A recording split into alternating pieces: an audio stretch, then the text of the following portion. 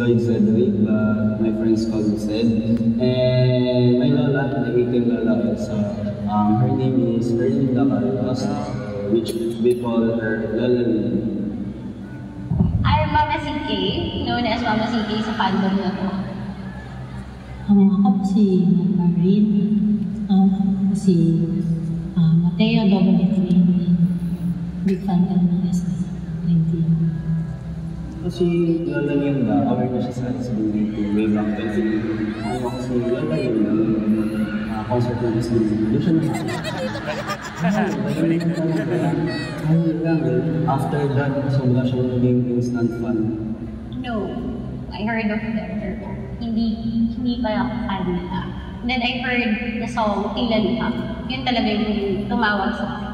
Hindi naman ako nag-play sa YouTube at that time. Naka-on lang yung laptop ko. And then ito nga naging Tila Luha. And then narinig ko siya. Tapos tira ko sa bahay. May nagsabi sa amin na ito magaling ito. Mapa-mapagis kayo. Ulit-ulit ko kami. Ang isa na memorize na niya. Pag kumakanta ako, kinakanta na rin niya.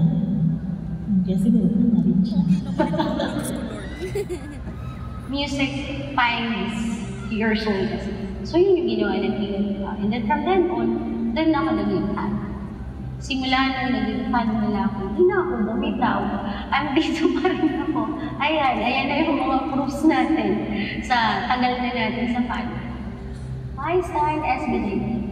Either you love them because of their looks or you love them because of their music. Kasi yung musika nila, binigyan nila tayo ng ano sila inspiring sila. Wala na yung mga kanta nila yung meaning.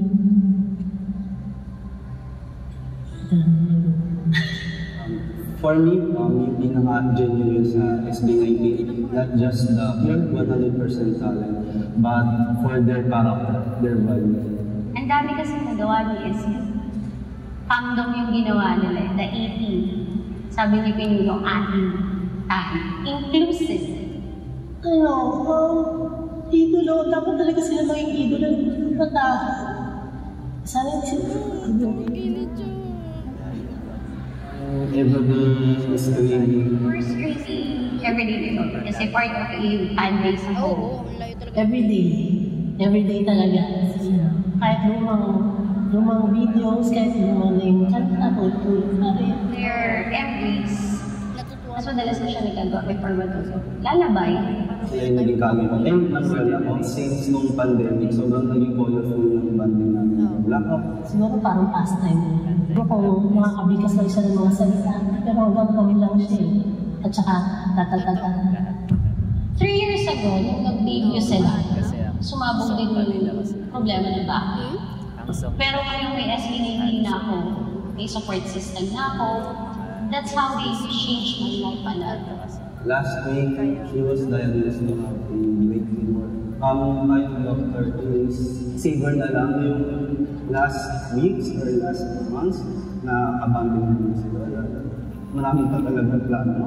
Kasi magkagos ako sa ng SB19. Thank you, Jake. Naging masaya ang buhay ni Marla nito. Ayos siya, naging bagets din na na-enjoy yung buhay niya. Maging fun girl. Sobrang mga memories na yung buo. Nadadalhin ko pang habang buhay. Kung naalala ko kayo, naalala ko rin yung lahat na banding namin kasama sa Lola. Yung meaning talaga, meaning ng kumakanta nila. Alam na sa family, naman yung nagka-COVID, operahan sa brain, operahan sa heart. Yung mga doctors, yung binibigyan ng pag-asa sa amin. Wala akong kinabigyan. Kasi ang mag-isip ko, wala pala ng anak ko yan lang ang nagbibigay ng saya. Siguro lalo na sa akin. Nalulungkot ako pag di sila napapanood kaya sabi ng mga anak ko, SB na rin pinapanood niya. Message ko sa SB19. SB19. Halima. Sobrang proud kami sa inyo. Isa na doon ako at si Lola Linda. Tsaka yung meaningful ng mga kanta, patuloy. Hindi na kami mawala. Suportado kayo ng andito kami sa likod ninyo. Kasi kayo rin yung nasa likuran namin. Thank you. Thank you so much. Sana huwag yung magbago. Mahal namin.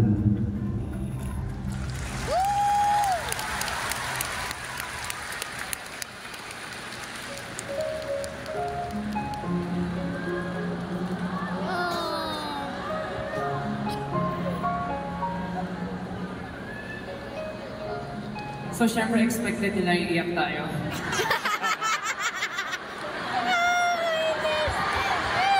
Stel, I love you!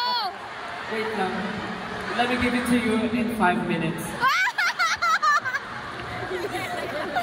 Hindi, you know what, guys? For the past 6 years,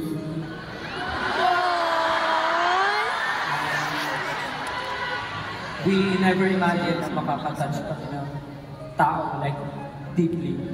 Kasi, deep inside, kami rin naman may sugat, kami rin naman may pinagdadaan. But, inukuha lang rin namin ng inspiration sa inyo. But, hearing your stories, parang somehow, yun na rin yung gamot namin sa sarili namin. Kasi, sa totoo lang, ginagawa namin ito para sa sarili namin. And kayo yung bonus doon na nakikita namin na we touch your lives and we get to inspire other people. And now, masasabi ko na finally, na nakakatulong na kami sa family namin. Dahil din sa inyo yun.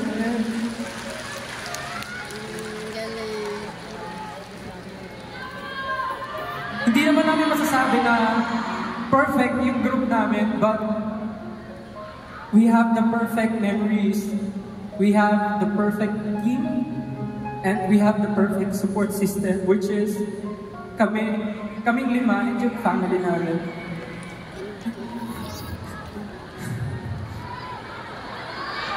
Actually, kanina, habang nagpa-perform kami ng Go Up, medyo emotional ako kasi yung Go Up kasi sobrang proud ako sa sarili.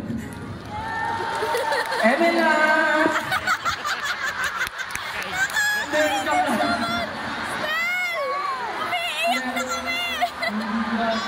Ang hirap naman kasi umiyak eh. Yari ka! Ito si baby. Oh. Alam mo, ang sister, umiiyak kasi. Di! Eme kayo! Punta natin si baby boy.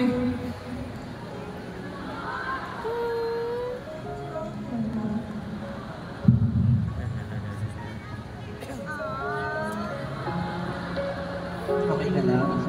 Okay lang po siya.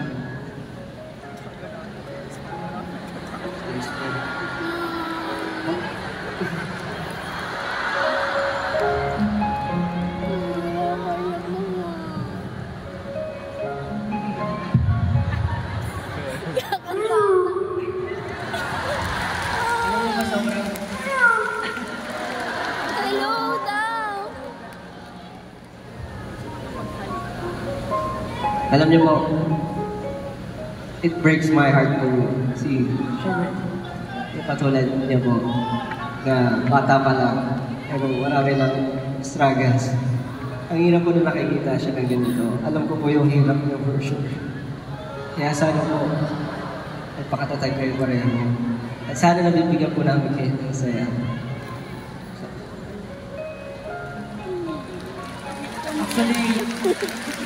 Actually, mahirap yun para sa side ni Mommy to share and to expose baby na makita na parang kung ano yung pinagdadaanan nila as a family, na silang dalawa lang nagtutulungan. But Mommy always know na kahit hindi man tayo personally magkakilala, lahat kami dito, we are very proud of you.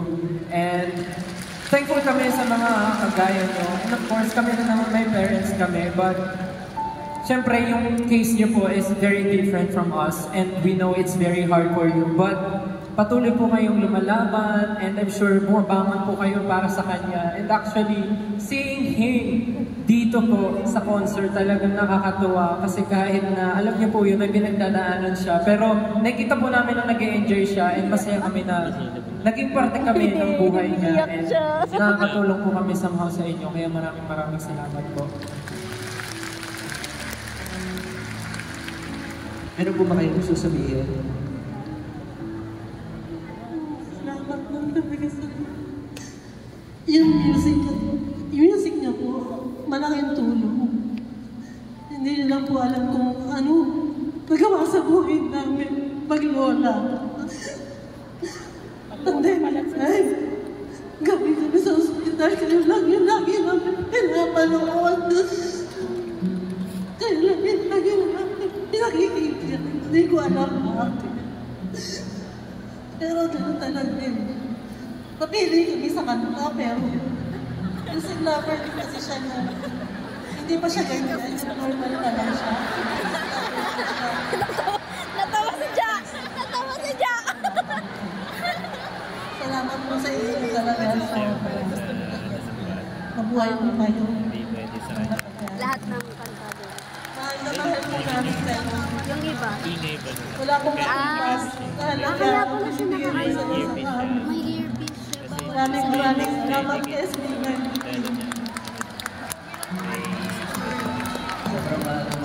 Kaya pala. Nabibigyan niyo po kami ng inspirasyon.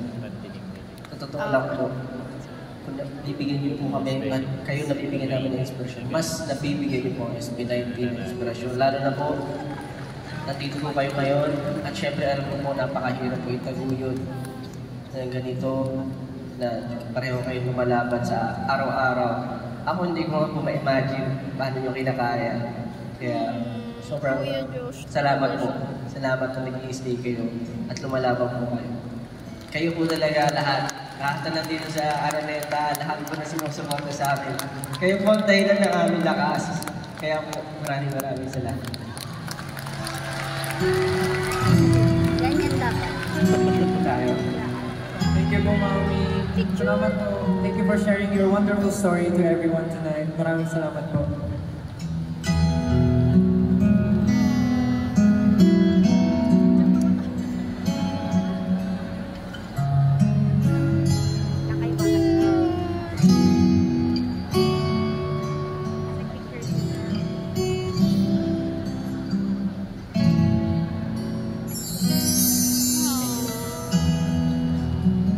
Thank you so much, Mommy. Thank you so much.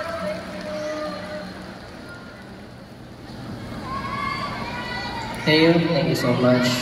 Maraming salamat po.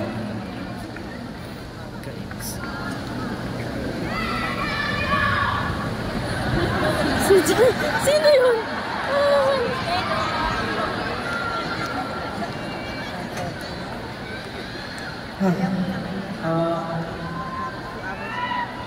Thank you for the wonderful story, Mommy. But just to wrap up everything, I know some of the people might see it as a challenge for them na may klaseng ganon, but others treat it as a blessing. Kasi what I actually felt habang nandun kami, parang kahit si Mami ay may pinagdadaanan, napakaswerte pa rin talaga ng, alam mo yung nangyayari sa buhay ng bawat tao. Isipin mo, buong buhay niyang maaalagaan yung anak niya. And hindi lahat ng tao may ganong klaseng opportunity or may ganong klaseng chance na maalagaan ng magulang or makasama yung parents nila. And yung ganong klaseng pinagdadaanan ng tao is something na talagang ma-cherish din natin habang lumalaki tayo. But ayun, siyempre sa amin, alam naman namin na mahirap ang ginagawa namin dahil nalalayo talaga kami sa parents namin, sa mga loved ones namin. But ginagawa namin to dahil siyempre may dreams kami for them. Kaya naman, palakpakan natin ulit ang story ni Mommy. At sa lahat ng mga taong napanood natin sa video kanina, maraming salamat po. Thank you for sharing your story to us tonight. And just to give back to everyone, especially to our parents, ang susunod na song po ito, saktong-sakto ay para sa inyo. Sana po mabis ko.